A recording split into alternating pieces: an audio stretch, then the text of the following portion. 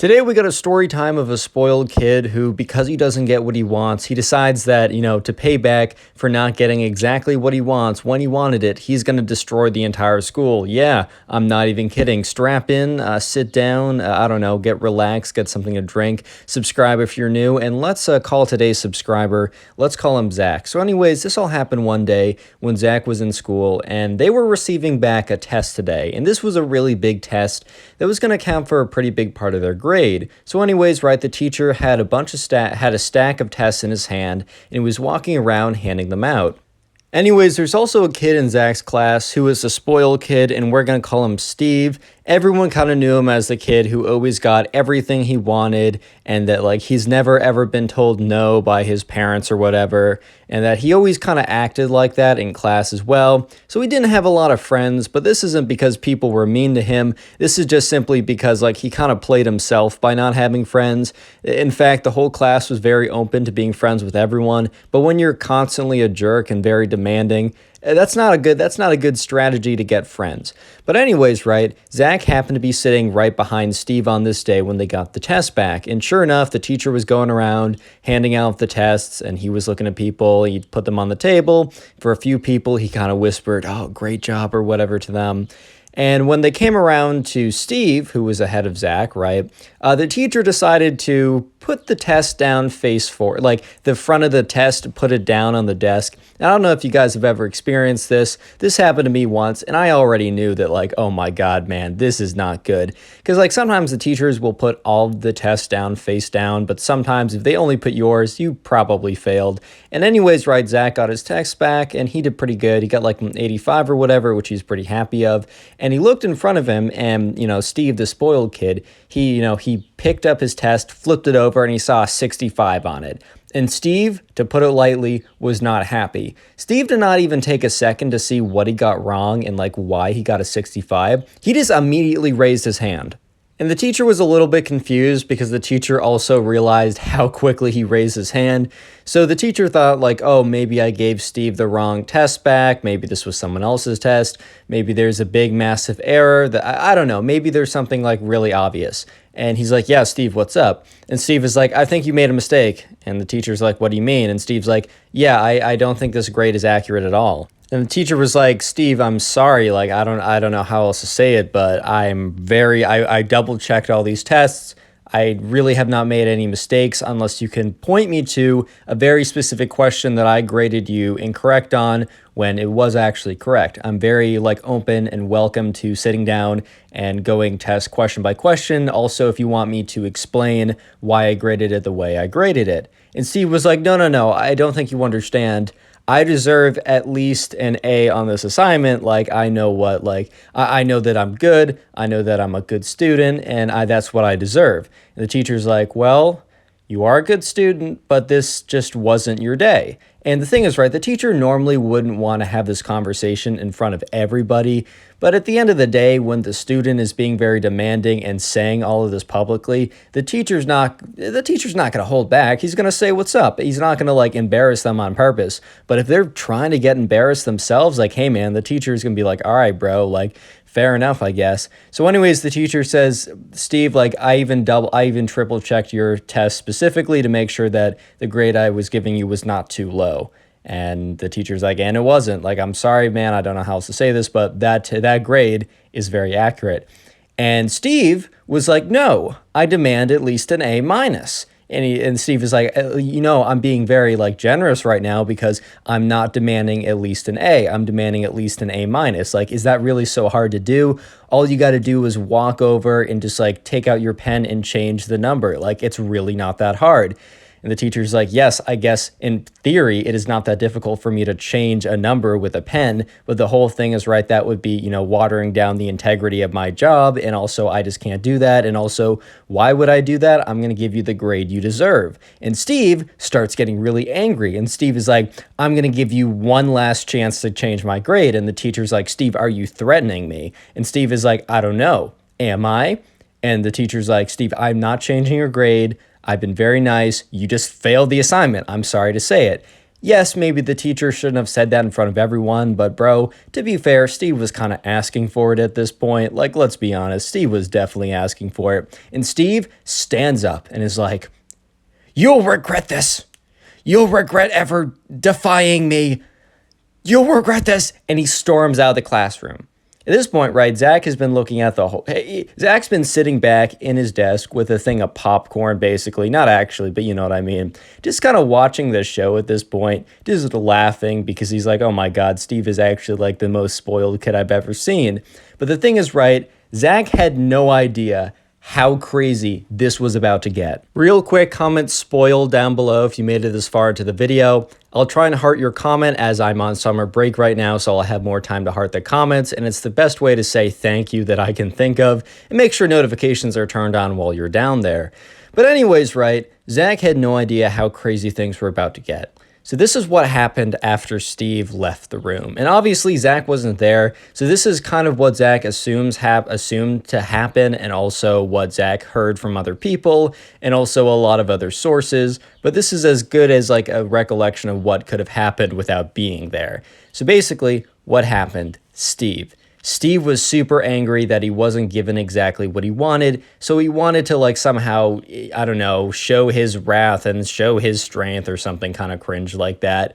So what he decided to do was Steve, in a fit of rage, ran off to the bathroom, the school bathroom. And he went in there, and look, the thing is, I know that there are some schools where the school bathrooms are messed with all the time, up to the fact that there's like security and like all that stuff. At this school, the bathrooms have never ever been messed with. And also the plumbing is not too good at the school. I think you guys can kind of see where this is going. So anyways, right, Steve goes into the bathroom and he's so angry and he starts filling up all the toilets with a bunch of toilet paper, random stuff he finds, school supplies. He starts raiding like janitor's closets that are nearby just to completely destroy all the toilets. And then once all the toilets are completely full with all this crap, right, he goes in and he starts flushing them as quickly as possible, flushing again and again and again until the toilets start overflowing and breaking. And the entire water system starts to get backed up and overflowing because some of the little bits of crap or whatever that he put into the toilets, right, started to flow down the pipes and get stuck in different places. And he starts he goes to the sink, turns those on and lets those overflow as well, and then walks out of the bathroom. The thing is, though, the piping system here was pretty bad, and because of all the damage he did, it kind of like started to like reverberate around the entire piping of the entire school. So Zach was sitting in class, back to Zach's POV, right? Zach was sitting in class and he was kind of bored. Like, Zach was a pretty good student, but he'd also space off a lot in class. I think we've all been there. And he was just looking at the ceiling. And the ceiling started to catch his attention because one of the spots in the ceiling started to have this kind of like bit of a dark circle. And the dark circle started to get larger and larger and larger. And Zach started to feel like, wait a minute, like, hold up, something is really off here. And then he realized that this is really weird. The ceiling started to sink in closer to him. He's like, oh my God, like, did someone like spike my chocolate milk? What? Like, what is going on? What am I seeing? Like, were the mushrooms on my pizza special mushrooms? Like, oh my God, dude, what? So Zach begins to notice that the ceiling is like both getting darker and the dark circles getting bigger, and the ceiling is like beginning to like get closer to him. And Zach raises his hand. He's like, Mr. Teacher, and I don't know, I'm not giving him a last name because I'm going to mix that up. And the teacher's like, yes, Zach. And he's like, he just points to the ceiling. And the teacher's like, oh my God. Because the ceiling, what had been happening, right, is since the entire pipe system of the school is failing at this point, one of the pipes overflowed and burst in the ceiling. And it like began to like make this water bubble in the ceiling that was getting bigger and bigger. And he's like, class, do not panic. Just stay very calm. But we need to get out of here. Don't grab too much, but grab your school books and get in a single file line. And we're going to walk out of the building. And all of a sudden, Zach's like, oh my God, like this is actually kind of serious. And as they're walking out of the classroom, Zach looks back to see the water bubble in the ceiling burst. And just like, it just comes pouring down. And it's like up, like the classroom begins to flood. The teacher's like, all right, guys, let's go a little faster. Let's go quicker. Let's just a little bit. Just like, all right, guys, let's move it. Let's move it. And like, as Zach is walking out with his class, he sees basically every other classroom also doing the same thing. Like everyone's walking out of the classroom, and Zach looks around him, and there's puddles of water everywhere, and there's like water dripping from the ceiling. In some places, it is literally squirting out of the ceilings.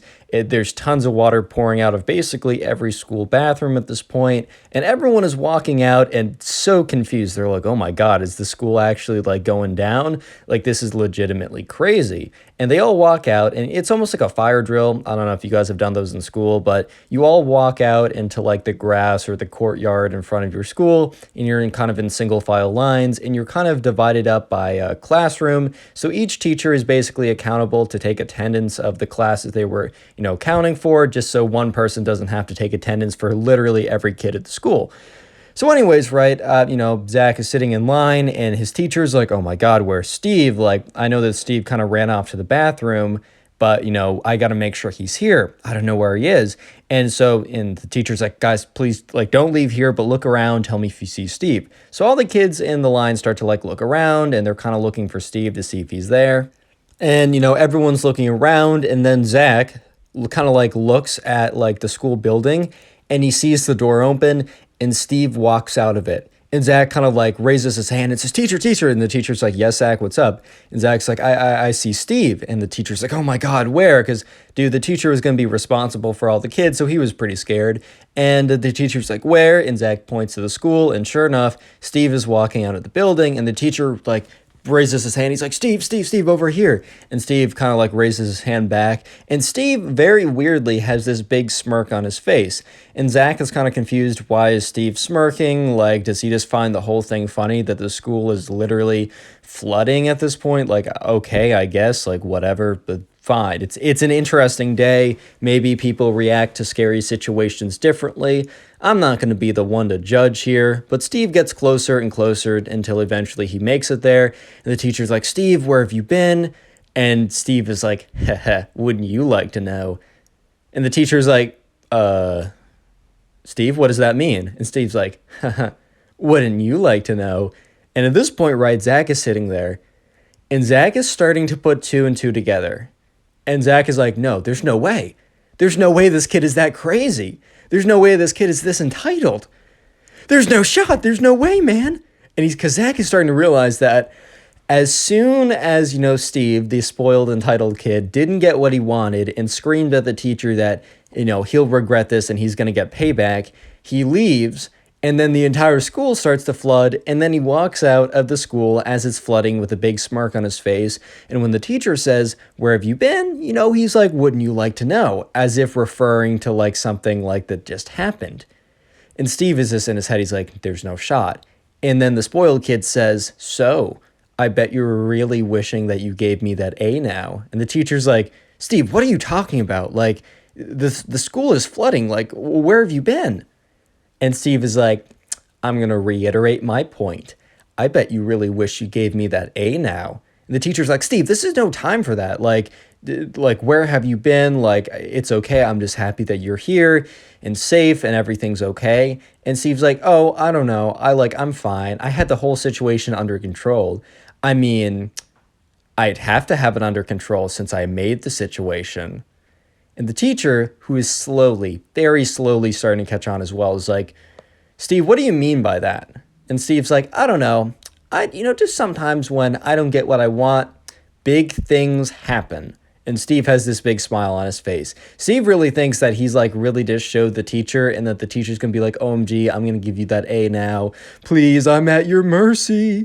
Please forgive me, Steve. But no, the teacher's like, Steve, I need you to be in very clear words, very clearly tell me, where have you been and what has happened? And Steve's like, fine, I'll explain it in words even you can understand. So Steve is like, all right, here's what happened. You didn't give me what I wanted. So I decided to flood the school. I went into the bathrooms, I clogged up all the toilets, and look at the school now. Oh, well, looks like my house is on fire. 1 like equals 1 prayer. No, I'm just kidding. That was just a test, I guess. Anyways, and he's like, yeah, so this is what happens when you don't give me exactly what I want. And the teacher has nothing to say. But then the teacher runs up to Steve grabs him by the gruff of his shirt. And Steve's like, "What are you doing, bro?" And just pulls him up, and he's like, "You're coming with me." And basically drags Steve to the principal. And the teacher starts screaming, not at the principal, but just like screaming in general about like, "Steve just flooded the school. You see all this damage. You see how our school is destroyed. It's because I didn't give this kid an A when he failed his test. He's such a spoiled, entitled brat.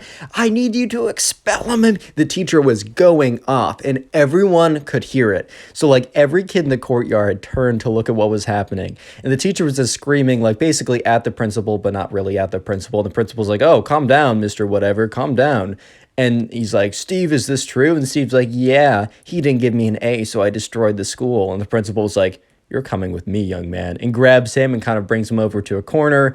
And yeah, give it some time. So basically, they got, wait, it was Zach. Oh, I forgot the name for a second. So basically, Zach got the next couple weeks off. They did like Zoom classes or whatever they had before Zoom, because this happened many years ago. So maybe like, I don't know, some kind of like Microsoft, or I don't even know how they did it. They did some kind of Skype thing a little bit. It was like Zoom.